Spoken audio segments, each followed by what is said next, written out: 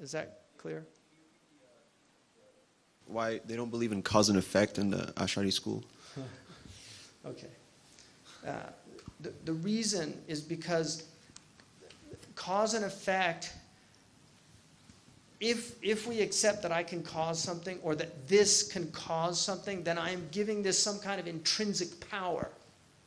And if I give it intrinsic power, then I'm giving something that is God's alone. La hawla wa la quwwata illa billah. I'm giving something that is intrinsically God's alone, and I'm attributing it to a created thing, and in that way it's a type of shirk. It's shirk al-asbab. And so what they argued was that in every instant it's a new creation. بَلْ هُمْ فِي لَبْسٍ مِّنْ خَلْقٍ جَدِيدٍ. In every instant, it's a new creation. So, to give you a modern metaphor to understand this, if you've ever been in a theater when the projector breaks down, has anybody ever had that experience when the projector breaks down? Okay. Now you have digital, so it just all goes crazy. But in the old days, if you're old enough to remember when they actually had film, what happens is suddenly the frames, you see the still frames. Now between those still frames is a dark space. What happens is the projector, it's going so fast that it appears to be a linear movement, but in reality, they're individual frames that are frozen, moving at a very fast speed. This was called the magic lantern. It was invented in France. And this is the beginning of cinema. And we, little kids, if you ever did those little papers where you draw the little stick men and then you flip them real fast, and it makes it, kids love that because what they're seeing is it's an optical illusion. And the optical illusion is of sequential linearity. A moves to B, moves to C, and it's a succession of events. According to the dominant opinion of the Ash'aris, what happens is it's actually an on-off cycle.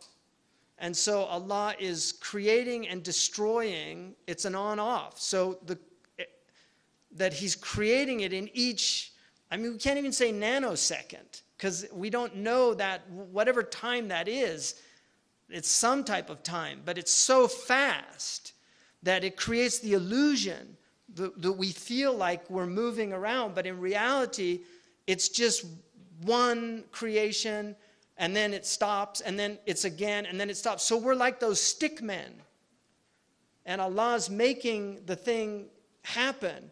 So when the knife cuts, it's not really cutting. Allah's creating an opening. So the knife is just a sabab. It's Allah who's actually recreating the thing anew. But now it's opening. And then blood. And then, so if you could see it, if you had a, what Imam al-Junayd called fana, annihilation. If you had that moment, you'd go on to an off cycle and you'd see that nothing exists. That's annihilation, where you see that nothing exists except Allah.